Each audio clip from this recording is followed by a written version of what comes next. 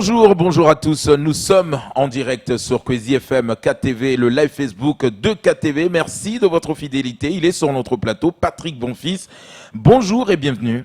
Bonjour à tous les auditeurs, toutes les auditrices de KTV. Alors, on va essayer avec vous ce matin d'éclaircir les choses, Patrick Bonfils, parce que nous avons entendu ces couacs, nous avons entendu ces histoires de bons alimentaires, de bons d'achat, de colis alimentaires. On a vu en tout cas l'actualité, comment elle est passée depuis le confinement.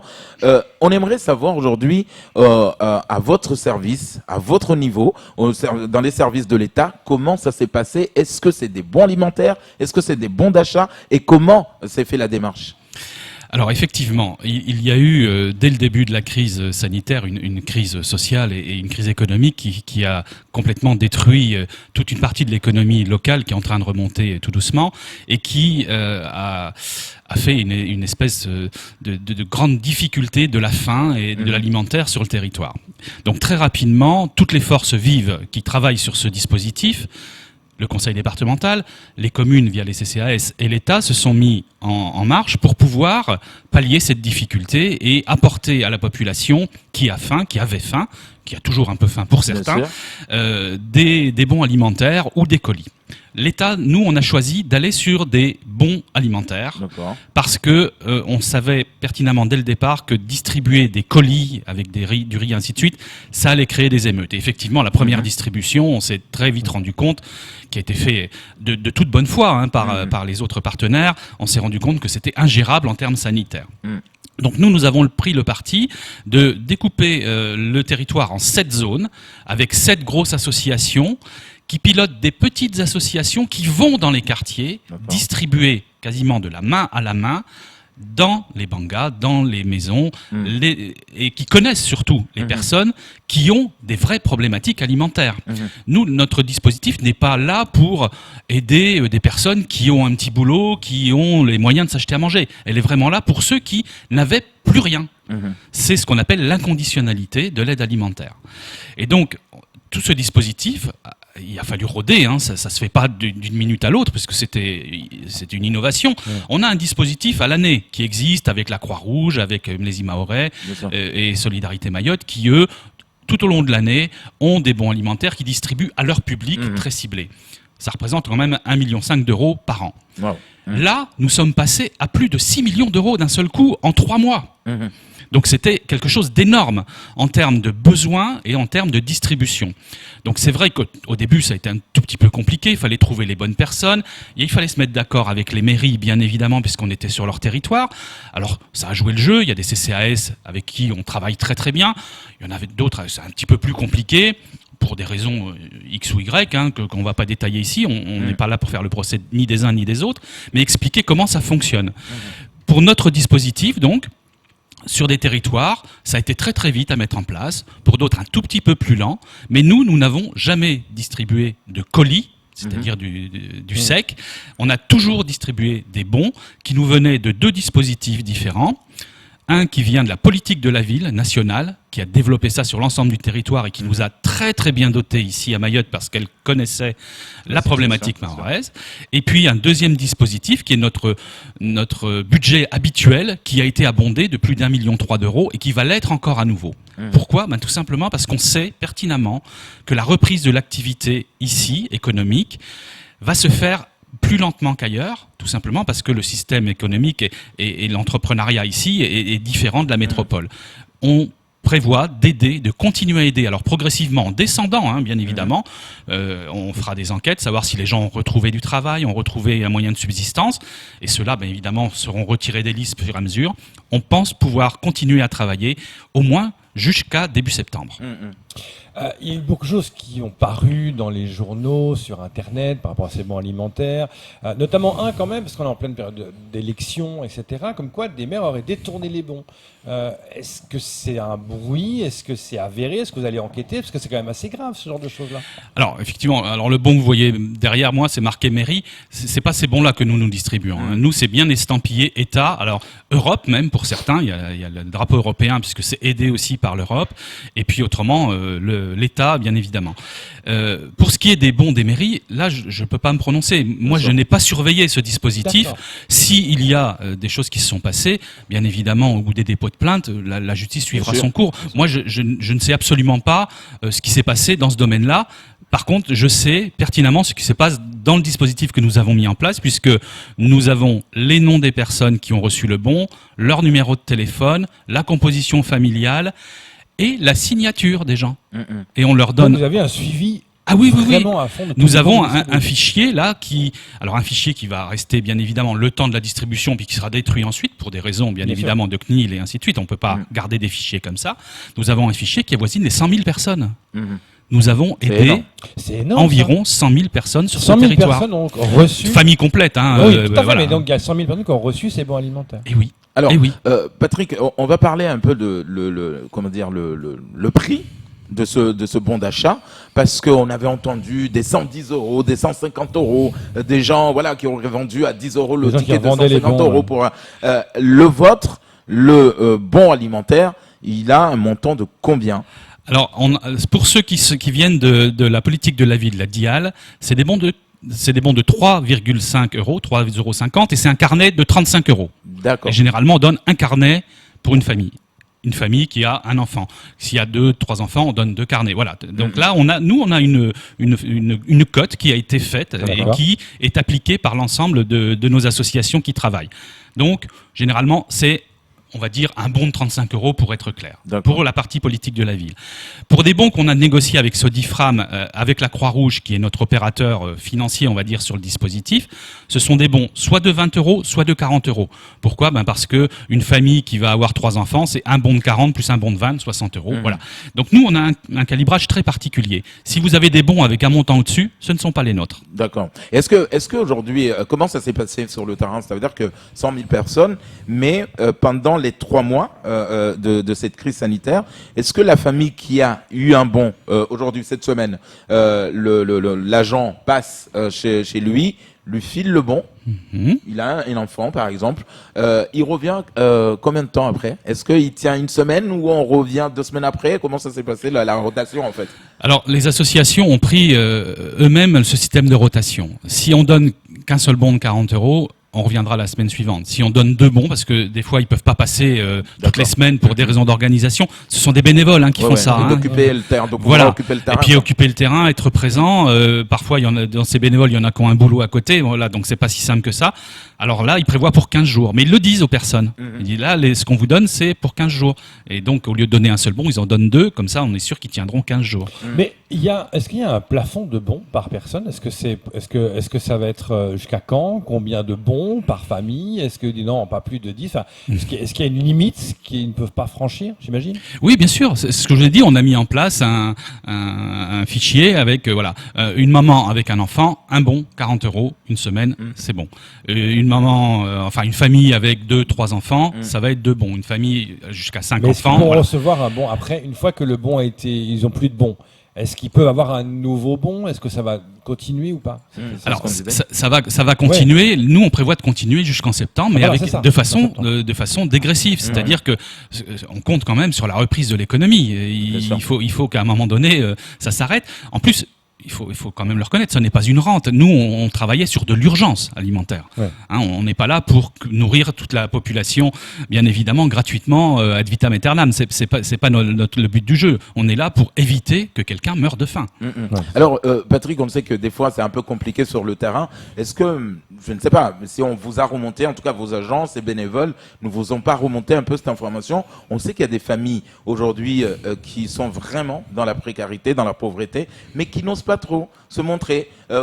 Donc, est-ce qu'il n'y a pas eu des familles, on ne vous a pas remonté, par exemple, une famille qui a 2 enfants, qu'on a donné 2 bons, qui a fait participer à la famille, qui n'ose pas trop se montrer, donc qui a arraché dans le carnet, je sais pas, 3 tickets pour sa famille cachée quelque part. Est-ce que ça, vous l'avez vu sur le terrain, ça? Mais bien sûr, la coopération interfamiliale fonctionne, et heureusement d'ailleurs. C'est ce qui a permis de ne pas avoir de catastrophe jusque-là, bien évidemment, bien avant même qu'on ait cette crise sanitaire. Il y a une vraie coopération qui existe aussi dans les quartiers, et ça permet à tout le monde de survivre.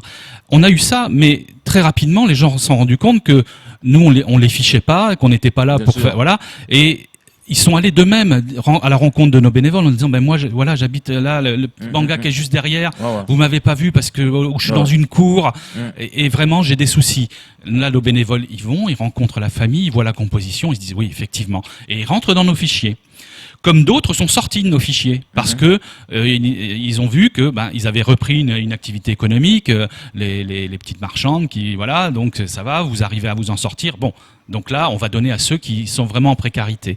On a eu ça, et puis on a eu aussi, alors au début, c'est pour ça que je dis quelques petites difficultés. On a eu des personnes des petits malins qui allaient d'endroit en endroit où étaient nos équipes et puis qui donnaient le nom du père, le nom de la mère, le nom du grand frère avec un numéro de téléphone différent, ainsi de suite. Mais quand on a croisé les numéros de téléphone et les listes, on les a repérés très vite et on leur a dit attendez, on va jouer l'honnêteté, on va continuer, mais c'est que pour la famille et c'est pas des bons pour chacun d'entre vous. Faut arrêter. Ouais. Donc là, on a mis un certain temps à réguler tout ça parce que c'est pas si simple que ça. Vous savez ici, l'état civil, les noms, c'est toujours un peu compliqué. Ouais, exactement. Mais comme on s'appuie sur des associations de quartier qui connaissent les gens et les familles, on a réussi à mettre en place vraiment un fichier qui soit équilibré.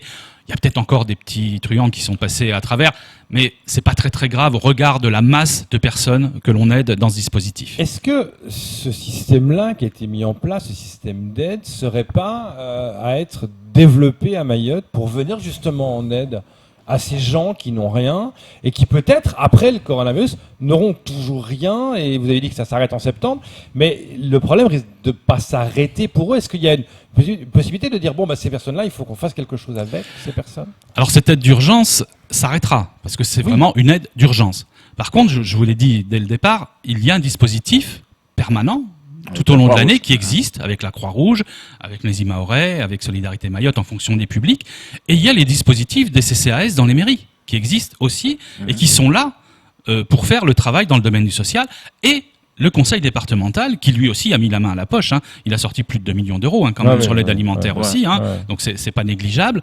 Donc tous ces dispositifs, eux, vont perdurer puisqu'ils sont en permanence sur le territoire. Oui, mais peut-être que ces pédiatres ne connaissent pas toutes les personnes que vous avez pu connaître par rapport au travail que vous avez fait de ces bons alimentaires. Peut-être que de croiser les fichiers, c'est peut-être une bonne idée pour voir peut-être que ceux qui savent peut-être même pas qu'ils peuvent aller là-bas puissent pouvoir le faire. Alors, ça se fait, je vous ai dit, avec les CCAS et les municipalités avec qui on a très très bien travaillé en coordination, ça se fait. Maintenant, ils ont effectivement connaissance de poches de pauvreté et ils se sont engagés, au moins moralement, avec nous sur une continuité d'accompagnement.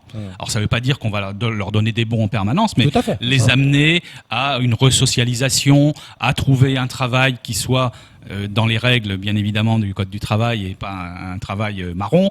Voilà, tout ça, c'est cet accompagnement social qui va continuer avec des publics qui n'étaient pas forcément connus au démarrage. Voilà, c'est ça. Patrick Bonfils, parlons rapidement avant de finir ce temps de parole de nos jeunes. La dernière fois que vous êtes venus, on le sait que le confinement était très très très très dur. Vos missions pour l'instant sont en stand-by parce que voilà, confinement oblige. Mais qu'en est-il? C'est les bénévoles. Est-ce que c'est les mêmes bénévoles que vous avez mis sur le terrain pour pouvoir un peu les laisser un peu faire un peu du lâcher, comme on dit? Alors effectivement, dans les bénévoles que nous avons beaucoup de jeunes, alors bien encadrés. On a beaucoup d'enseignants, on a beaucoup de fonctionnaires qui étaient, qui avaient envie de s'investir, mais qui encadrent. C'est eux qui encadrent. Par contre, ceux qui sont dans la distribution, ceux qui sont dans la connaissance des quartiers, ce sont beaucoup de jeunes. Nous, les jeunes, c'est moins de 30 ans chez nous, et énormément évidemment de Mahorais et aussi de personnes en situation régulière qui nous ont aidés à aller à la rencontre justement de ces publics très difficiles. On a été étonnés de rencontrer beaucoup de Mahorais français dans des situations très très très précaires et principalement des personnes âgées qui a fallu vraiment aider. Et là par contre, il y a même de ces jeunes justement qui arrivaient, qui donnaient le bon. Puis ils disaient, ah non, je vais aller vous acheter, vous avez besoin de quoi? Parce que la personne ne pouvait pas se déplacer. Donc on a vraiment des solidarités qui se sont créées. C'est vraiment ce qu'il y a de positif dans ce qui nous est arrivé dans cette crise majeure qui était quand même très très dure. Le positif, c'est qu'il y a une certaine jeunesse pas tous, hein, bien évidemment, une certaine jeunesse qui s'est réveillée et qui s'est dit il faut que je travaille pour mon territoire. Alors, la vie reprend doucement. Est-ce que c'est le cas également pour la direction de la jeunesse et des sports et de la cohésion sociale? Est-ce que, ça y est, on a redémarré un peu les machines? Alors, non seulement on les a redémarrés, mais on les avait jamais arrêtés. On les avait jamais arrêtés. Une grande partie de mon équipe, et moi-même, on n'a pas eu un week-end, on n'a pas eu un jour férié depuis le début du confinement, parce que justement cette urgence sociale était là sur le territoire. Nous avons été sur le terrain pour organiser cette distribution, pour rencontrer les populations, pour rencontrer les élus, pour rencontrer les directeurs et directrices des CCAS, justement pour expliquer comment nous allions travailler ensemble. On a travaillé en étroite collaboration avec l'ARS, bien sûr, avec ma collègue Dominique Voinet, pour les endroits où il y avait aussi les distributions d'eau. Et ils ont fait aussi des distributions de bons alimentaires que nous leur avons fournis. On a travaillé en étroite collaboration avec Gilles Albou, le recteur, pour la mise en place effectivement des accueils des enfants des soignants, et puis aussi sur des bons alimentaires destinés aux enfants qui n'étaient plus alimentés par le collège ou par voilà, les cuisines. Et tout ça, ça a été un boulot énorme et on n'a jamais arrêté. Est-ce que les bons, les vôtres, comment dire, les familles pouvaient l'utiliser, par exemple, à la pharmacie? Ah non, alors non, malheureusement ce sont des bons alimentaires et produits d'hygiène. D'accord. Alors on a eu quelques petites difficultés avec certains magasins parce que c'est un type de bons, surtout ceux qui sont venus de métropole, qui ne connaissaient pas. Ah. Et pourtant ils étaient adhérents du groupe UP, hein, c'est le gros groupe qui s'occupe des bons alimentaires. Donc on a eu des petits couacs à un moment donné, le magasin dit « Ah mais c'est pas des bons ça, je les connais pas ». Donc les personnes étaient un petit peu frustrées en se disant « On m'a donné des bons qui étaient faux ». Bon, il a fallu téléphoner au magasin, leur dire « Non mais attendez, c'est le bon groupe ». Le directeur général les a appelés pour rectifier tout ça. Avec la Sodifram, on a eu quelques bons parce que l'impression qui s'est faite en urgence, vous vous rendez compte, on a édité des milliers d'euros de bons. L'encre qui devait être brillante, sur le papier, ça va absorber le brillant. Donc ils ont dit, mais c'est pas des vrais. On a régulé l'ensemble des problèmes au fur et à mesure. Et donc, non, ça a bien fonctionné. Mais au moins, cette crise a démontré une sorte de solidarité, hein, entre tous les services. Tout à fait. Alors, la solidarité entre les services existait déjà. On avait déjà un vrai travail qui était engagé sur ce territoire. Hein. Spécifiquement, j'ai travaillé dans d'autres territoires, c'est pas forcément simple de travailler parfois en interservice. Mais ici, la complexité du territoire et les préfets successifs qui sont venus travailler ici ont demandé à l'ensemble des directeurs de travailler ensemble. Je veux dire, si l'État part en ordre dispersé, on va faire chacun son opération dans son coin sans avoir de coordination. Cette coordination, elle a été souhaitée. Et elle me semble d'ailleurs tellement évidente que elle n'aurait pas dû être souhaitée. Ça devrait être tout le temps. L'État devrait travailler d'une seule voix, et que ça soit avec les collègues de la police que vous aviez tout à l'heure, que ça soit avec les collègues de la PAF, que ça soit avec les collègues du travail, les collègues de la DAF et ainsi de suite. Nous travaillons ensemble. Patrick Bonfils, merci d'être venu nous éclairer sur ces histoires de bons alimentaires. Merci encore une fois d'avoir répondu à notre invitation. Ça sera tout pour ce second temps de parole.